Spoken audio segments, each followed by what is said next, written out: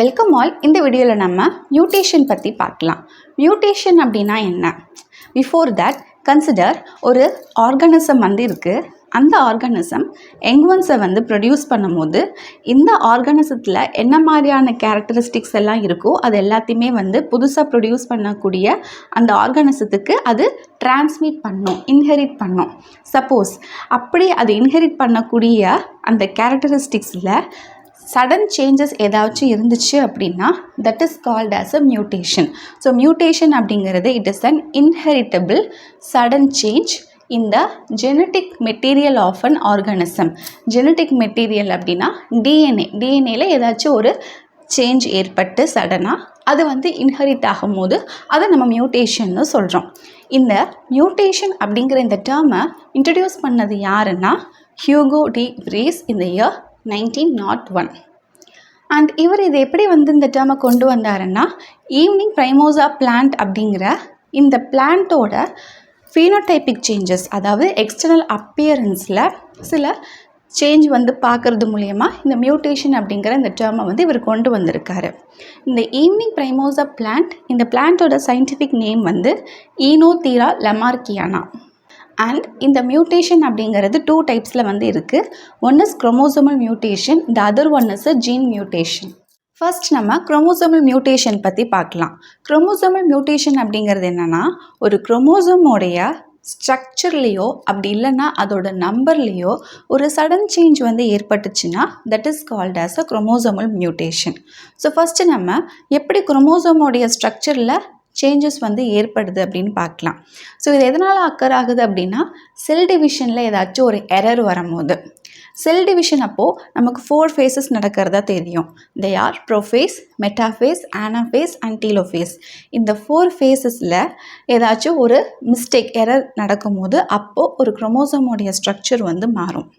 இன்னொன்று என்னென்னா, இப்போ குரோமோசோம் அப்படிங்கிறது என்ன? குரோமோசோம் அப்படிங்கிறது ஒரு செல்லோட நியூக்ளியஸுக்குள்ளே இருக்கக்கூடியது. அந்த chromosome it is made up of DNA and protein. DNA அப்படின்னு பார்த்தீங்கன்னா இந்த மாதிரி டபுள் ஸ்ட்ராண்டடாக ரொம்ப நீளமாக இருக்கும். ஸோ அப்படிப்பட்ட அந்த டிஎன்ஏ சுருங்கி சுருங்கி சுருங்கி சுருங்கி இந்த மாதிரி ஒரு குரோமோசோம் ஸ்ட்ரக்சருக்குள்ளே அடங்கியிருக்கு. அண்ட் இந்த டிஎன்ஏல பார்த்தீங்கன்னா ஒரு சின்ன செக்மெண்ட்டை எடுத்துக்கிட்டோன்னா இந்த இவ்வளோ பெரிய டிஎன்ஏல ஒரு சின்ன segment that is called as a gene. அப்போது இந்த ஜீனுமே இந்த குரோமோசோம்குள்ளே தான் இருக்குது. சரியா? அப்போது குரோமோசோம்குள்ளே இருக்கக்கூடிய அந்த ஜீனோட நம்பரோ இல்லை அரேஞ்ச்மெண்ட்டோ ஏதாச்சும் மாறும் போது as a result of deletion, duplication, inversion and translocation, இதன் காரணமாக ஜீனோட நம்பர் அண்ட் அரேஞ்ச்மெண்ட் சேஞ்ச் ஆகும்போது அப்போது குரோமோசோமோடைய ஸ்ட்ரக்சர் மாறும். ஸோ எப்படின்னு பார்க்கலாம். ஸோ ஃபஸ்ட்டு டெலிஷன் எடுத்துக்கிட்டிங்கன்னா இப்போ இந்த குரோமோசோமில் ஜீன் ஏலேருந்து ஜி வரைக்கும் அடுத்தடுத்து லொக்கேட் ஆகிருக்கு வரிசையாக.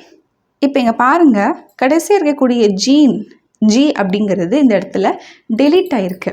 அப்போது டெலீட் ஆகும்போது என்ன ஆகும்? குரோமோசோமோடைய ஸ்ட்ரக்சர் அப்படிங்கிறது மாறும் due to the deletion of gene. Next case duplication. இப்போ டூப்ளிகேஷன் பார்த்தீங்கன்னா இப்போ இந்த குரோமோசோமில் ஜீன் ஏலேருந்து ஐ வரைக்கும் அடுத்தடுத்து வரிசையாக லொக்கேட் ஆகியிருக்கு. இப்போ இங்கே பார்த்தீங்கன்னா ஜீன் டி அப்படிங்கிறது மறுபடியும் டீன்னு வந்திருக்கு, டூப்ளிகேட் ஆகி வந்திருக்கு. ஸோ இந்த இடத்துல ஜீன் டூப்ளிகேஷன் நடந்து குரோமோசோமுடைய ஸ்ட்ரக்சர் அப்படிங்கிறது மாறுது. Next case inversion. இன்வர்ஷனில் பார்த்தீங்கன்னா இப்போ இந்த குரோமோசோமில் ஜீன் ஏலேருந்து ஹெச் வரைக்கும் வரிசையாக அடுத்தடுத்து லொக்கேட் ஆகியிருக்கு. அண்ட் இங்கே என்ன ஆயிருக்குன்னா gene B and gene C இது ரெண்டுமே இந்த இடத்துல இன்வர்ஸாக மாறி வந்திருக்கு அப்படியே. அப்போது இன்வர்ஸ் ஆகும் போதும் அப்பயும் சரி ஜீனோட அரேஞ்ச்மெண்ட் மாறும் போதும் குரோமோசோமோடைய ஸ்ட்ரக்சர் அப்படிங்கிறது மாறும். நெக்ஸ்ட்டு அடுத்த கேஸ் டிரான்ஸ்லொகேஷன். இப்போ இதுக்கு 2 குரோமோசோம் இருக்குது. இது ஜீன் ஏலேருந்து ஃபஸ்ட்டு குரோமோசோமில் ஜீன் ஜி வரைக்கும் லொக்கேட் ஆகிருக்கு வரிசை அடுத்தடுத்து. அடுத்த குரோமோசோமில் ஜீன் எஸ்லேருந்து ஜீன் எக்ஸ் வரைக்கும் வரிசை அடுத்தடுத்து இப்படி லொக்கேட் ஆகி இருக்குது.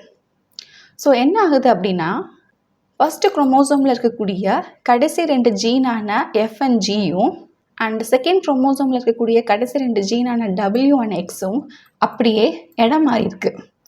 தட் மீன்ஸ் எஃப்பும் ஜியும் வந்து இங்கே போயிருக்கு, WXும் வந்து இங்கே வந்திருக்கு.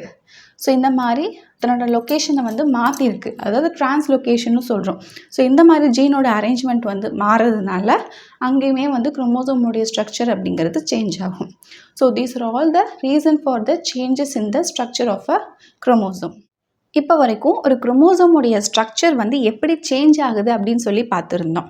நெக்ஸ்ட் அடுத்ததாக ஒரு குரோமோசோமுடைய நம்பர் அப்படிங்கிறது எப்படி சேஞ்ச் ஆகுதுன்னு சொல்லி பார்க்கலாம். கன்சிடர் ஒரு செல் வந்து இருக்குது, அந்த செல்லுக்குள்ளே இருக்கக்கூடிய நியூக்ளியஸில் ப்ரெசண்ட்டாக இருக்கக்கூடிய அந்த குரோமோசோமுடைய நம்பர், அந்த நம்பர் அப்படிங்கிறது ஆட் ஆகும் போதோ ஒரு அதர்வைஸ் டெலீட் ஆகும் போதோ அப்போது குரோமோசோமுடைய நம்பர் அப்படிங்கிறது சேஞ்ச் ஆகும். And that condition is known as a ploidy. And இந்த ploidy அப்படிங்கிறது 2 டைப்ஸில் வந்துருக்கு. One is euploidy, the other one is a aneuploidy. First நம்ம euploidy பற்றி பார்க்கலாம். எப்போவுமே ஒரு இன்டிவிஜுவலில் டிப்ளாய்ட் நம்பர் ஆஃப் குரோமோசோம்ஸ் தான் வந்து இருக்கும், அதாவது 2n நம்பர் ஆஃப் குரோமோசோம்ஸ் தான் வந்து இருக்கும். இப்போ இந்த 2n அப்படிங்கிற இந்த யூஷுவல் நம்பரை தவிர்த்து மோர் தேன் அதிகமாக இருந்துச்சு அப்படின்னா 3n ஆர் 4n இந்த மாதிரி 2nக்கு பதிலாக 3nோ 4nோ இந்த மாதிரி அதிகமாக இருந்துச்சுன்னா then that condition is known as a euploidy. See the definition here. The condition in which the individual bears more than usual number of diploid chromosomes. இந்த 2n விட அதிகமாக இருந்துச்சுன்னா then that condition is known as a euploidy. அந்த யூப்ளாய்டியில் பார்த்தீங்கன்னா ட்ரைப்ளாய்டி, அதாவது 3n அப்படிங்கிற ஒரு condition இருக்குது, அண்ட் டெட்ராப்ளாய்டி அப்படிங்கிற 4n அப்படிங்கிற இன்னொரு கண்டிஷன் இருக்குது. ஃபஸ்ட்டு நம்ம ட்ரைப்ளாய்டி பற்றி பார்க்கலாம். ட்ரைப்ளாய்டியில் அந்த இண்டிவிஜுவலுக்கு 3 ஹேப்ளாய்ட் செட் ஆஃப் குரோமோசோம்ஸ் வந்து இருக்கும், அதாவது 3n நம்பர் ஆஃப் குரோமோசோம்ஸ் வந்து இருக்கும். அண்ட் இந்த ட்ரைப்ளாய்டி அப்படிங்கிற இந்த கண்டிஷனை நம்ம சில பிளான்ஸ் அண்ட் அனிமல்ஸில் வந்து பார்க்க முடியும். ஸோ அப்படிப்பட்ட அந்த ட்ரைப்ளாய்ட் பிளான்ஸ் அண்ட் அனிமல்ஸ் வந்து எப்போவுமே ஸ்டெரைலாக வந்து இருக்கும், ஃபர்டைலாக வந்து இருக்காது. நெக்ஸ்ட்டு டெட்ராப்ளாய்டினா என்னென்னு பார்க்கலாம். டெட்ராப்ளாய்டி அப்படின்னா அந்த இண்டிவிஜுவலில் 4 ஹேப்ளாய்ட் செட் ஆஃப் குரோமோசோம்ஸ், அதாவது 4n நம்பர் ஆஃப் குரோமோசோம்ஸ் வந்து இருக்கும். ஸோ இந்த மாதிரியான டெட்ராப்ளாய்ட் பிளான்ஸ் எப்போவுமே நமக்கு அட்வான்டேஜியஸாக இருக்கும். ஏன் அப்படின்னா it will often result in increased fruit and flower size. அதாவது இந்த டெட்ராப்ளாய்ட் பிளான்ட்லேருந்து கிடைக்கக்கூடிய நமக்கு ஃப்ரூட் அப்படிங்கிறது பெரிய சைஸில் இருக்கும், அண்ட் ஃப்ளவருமே வந்து இன்க்ரீஸ்டு சைஸில் தான் இருக்கும். இப்போது இந்த பிக்சரில் பார்த்தீங்கன்னா யூப்ளாய்டிக்கு ஒரு எக்ஸாம்பிள் வந்து கொடுத்துருக்காங்க. இப்போது இந்த பனானா வந்து டிப்ளாய்டு பனானாவாக இருக்குது, அதாவது 2n அப்படிங்கிற 2 ஹேப்ளாய்ட் செட் ஆஃப் குரோமோசோம்ஸ் வந்து இந்த பனானாவில் இருக்குது. அப்படிங்கிறப்போ அந்த பனானாவில் சீடு வந்து ப்ரெசென்ட் ஆகிருக்கு.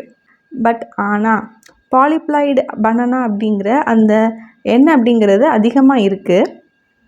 அப்போ அப்படிப்பட்ட பனானாவுக்கு சீடு அப்படிங்கிறது கிடையாது. அடுத்து ட்ரைப்ளாய்டு ஆயிஸ்டர், அதாவது 3n அப்படிங்கிற 3 ஹேப்ளாய்ட் செட் ஆஃப் குரோமோசோம் கொண்ட ஆயிஸ்டர் வந்து பார்க்க இப்படி இருக்குது. அண்ட் டிப்ளாய்டு அப்படிங்கிற 2 ஹேப்ளாய்ட் செட் ஆஃப் குரோமோசோம்ஸ் கொண்ட ஆயிஸ்டர் வந்து பார்க்குறதுக்கு இப்படி இருக்குது. யூப்ளாய்டி பார்த்தாச்சு. நெக்ஸ்ட்டு அன்யூப்ளாய்டி பற்றி பார்க்கலாம். அன்யூப்ளாய்டி அப்படிங்கிறது என்னென்னா ஒரு செட்டில், அதாவது இப்போ குரோமோசோம் அப்படிங்கிறது பேராக தான் வந்து இருக்கும். நம்ம ஆல்ரெடி ஹியூமன்ஸில் வந்து 23 பேர்ஸ் ஆஃப் குரோமோசோம்ஸ் அப்படின்னு பார்த்துருந்தோம். அதாவது பேர் அப்படின்னா ஒரு செட்டில் மொத்தம் 2 குரோமோசோம்ஸ் வந்து இருக்கும்.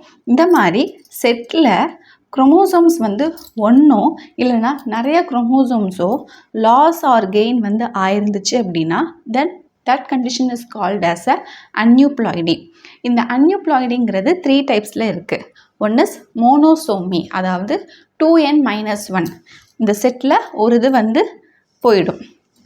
ட்ரைசோமி, அதாவது 2n+1 இந்த செட்டில் இன்னொரு குரோமோசோம் வந்து ஆட் ஆகும். அண்ட் நல்லிசோமி அப்படின்னா 2n-2 இந்த ரெண்டுமே வந்து இல்லாமல் போயிடுறது, அதாவது இந்த செட்டே இல்லாமல் போயிடுறது. தட் இஸ் அ நல்லிசோமி. நல் அப்படின்னா ஒன்றும் இல்லைன்னு தானே அர்த்தம். இப்போ மேனில் பார்த்தீங்க அப்படின்னா டவுன் சிண்ட்ரோம் அப்படிங்கிற இந்த சிண்ட்ரோம் தான் one of the commonly known aneuploid கண்டிஷனாக வந்து இருக்குது. இப்போது இந்த பிக்சரில் பார்த்தீங்கன்னா டவுன் சிண்ட்ரோமோடைய கேரியோடைப் வந்து கொடுத்துருக்காங்க. அதாவது ஒரு ஹியூமனில் மொத்தம் 23 பேர்ஸ் ஆஃப் குரோமோசோம் வந்து இருக்குது. அதில் 21st பேரான இந்த செட்டில் பார்த்தீங்க அப்படின்னா ஒரு செட்டுக்கு 2 குரோமோசோம்ஸ் தான் இருக்கணும். ஆனால் இந்த 21th செட்டில் மொத்தம் 3 இது இருக்குது, அதாவது 2n+1 அப்படின்னு வந்திருக்கு.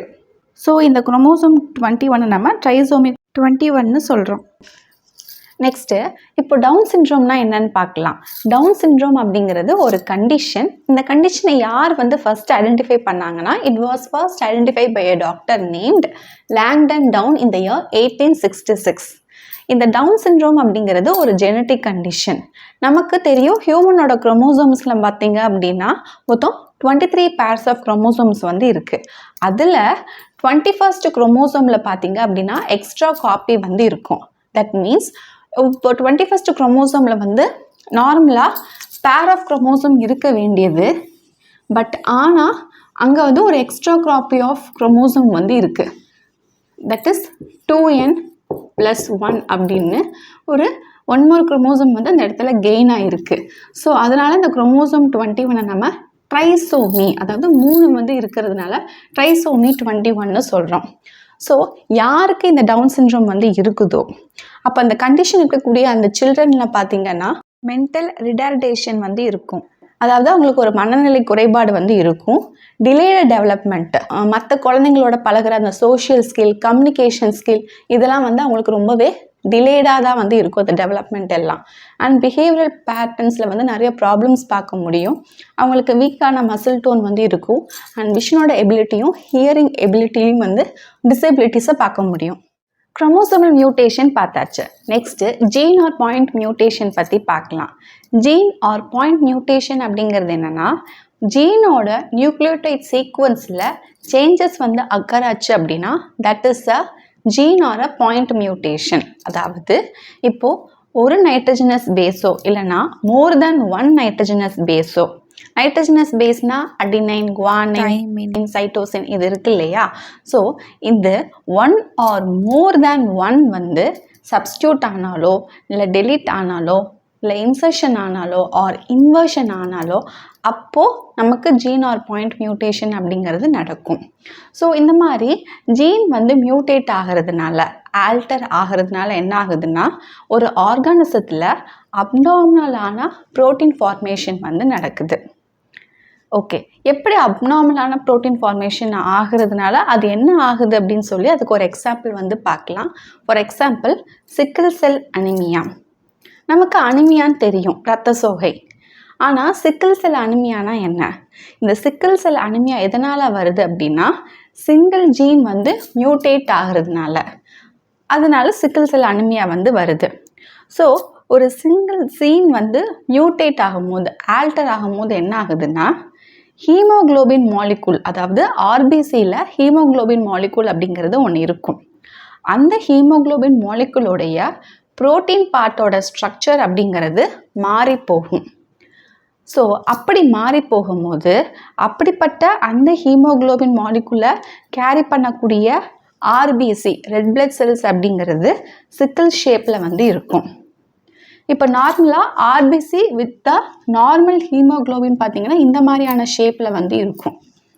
பட் ஆனால் ஆர்பிசி வந்து which is carrying a mutated haemoglobin molecule, அந்த ஆர்பிசிக்கு பார்த்தீங்கன்னா இந்த மாதிரியான சிக்கிள் ஷேப் வந்து இருக்கும்.